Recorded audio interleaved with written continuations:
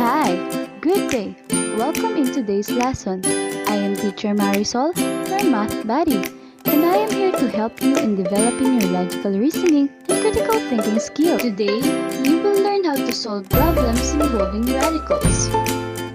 On your past lessons, you have learned how to solve radical equations. Let's check if you still remember. I have here radical equations. Let's try to solve them. First thing we need to understand is that when solving radical equation, we need to solve for the value of the variable that satisfies the equation.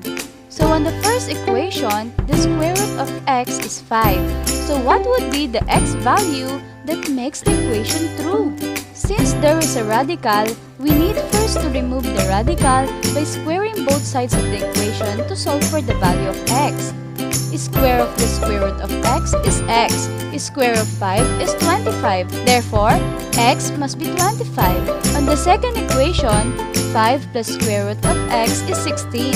So what could be the value of x so that when 5 is added to the square root of x is equal to 16? Let's apply first the addition property of equality before we remove the radical sign.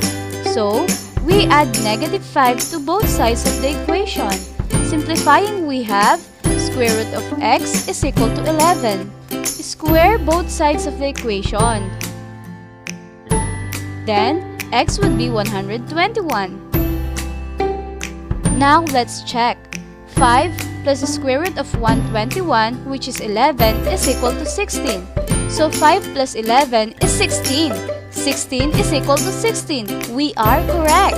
I can say that you can still remember how to solve radical equations.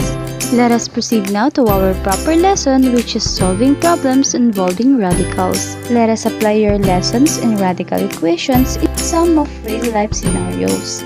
So how do you solve problems involving radicals? Here are some problem-solving strategies that can help us overcome this lesson. First, read the word problem. Make sure you understand all the words and ideas.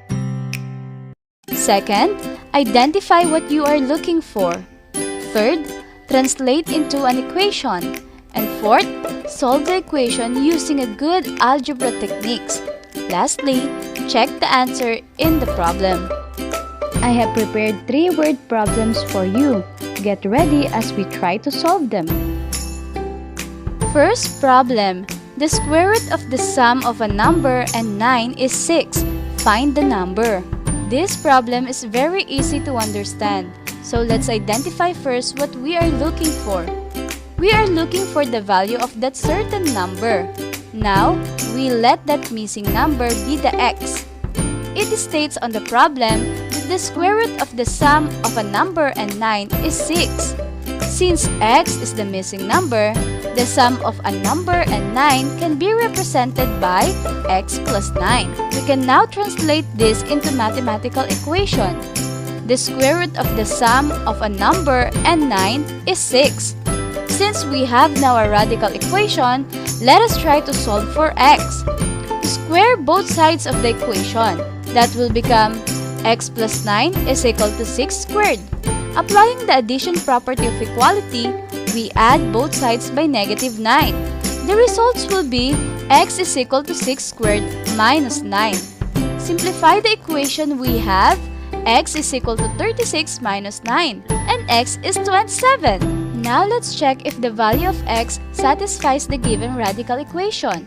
Since x is 27 and the equation is square root of x plus 9 is equal to 6, thus, 6 is equal to 6. We are correct! You are indeed doing a great job for overcoming our first problem. What about our second word problem? The diagonal of the rectangle is 5 square root of x. If the width of the rectangle is x and the length is twice the width, what is the dimension of the rectangle? First, let us draw a rectangle. It says on the problem that the diagonal is 5 square root of x. The width is x and the length is twice the width, and that is 2x. Remember that we are looking for the dimension of the rectangle. When we say dimension, we are looking for the width, the length, and the diagonal of the rectangle. Now, let's start solving it. If we look carefully at the figure given, rectangle formed two right triangles. Let us separate for a while one part of the rectangle. What familiar formula you have in your mind when dealing with right triangle? You're right, it's the Pythagorean theorem. Pythagorean theorem states that the square of the largest side or the hypotenuse is equal to the sum of the squares of the two shorter sides or leg. Let's identify first our sides. The largest side or the hypotenuse denoted by C is 5 square root of x. The two shorter legs denoted by A and B are 2x and x. Solving the equation we have, since there is a radical, we square both sides of the equation. That results to 25x equals 4x squared plus x squared.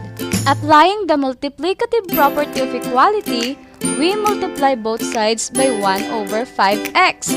Simplifying, we get the result x equals 5. We have now the value of x, so we can now solve for the dimension of the rectangle. Since the width is x, so width is 5 units. And since the length is twice the width, that is 2 times 5, the length is 10 units. What about the diagonal of the rectangle? Since the diagonal is 5 square root of x, that is 5 square root of 5 units. Wow, that was a little hard, but I salute you learners for doing a great job. What about our last problem? A man walks 8 meters to the east, then turns south and walks 6 meters. How far is the man from his starting point? Let's say that the starting point of the man walking is from this point. He walked 8 meters to the east, then turned south and walked 6 meters. How far is the man from his starting point? What can you observe? We encounter again a right triangle. And surely, we are going to use Pythagorean theorem for this example. C now is equal to the square root of the sum of the squares of the two shorter legs. Substituting the values of the two shorter legs, we have C is equal to the square root of 8 squared plus 6 squared. Square of 8 is 64 and square of 6 is 36. The sum of 64 and 36 is 100. What is the square root of 100? That is 10. So the hypotenuse of the right triangle is 10. Going back to our problem, how far is he from his starting point? That is 10 meters. Congratulations for a job well done! I hope you have learned a lot in today's lesson. Once again, I am Teacher Marisol. Bear in mind that learning math is and will always be fun. Keep safe and have a nice day!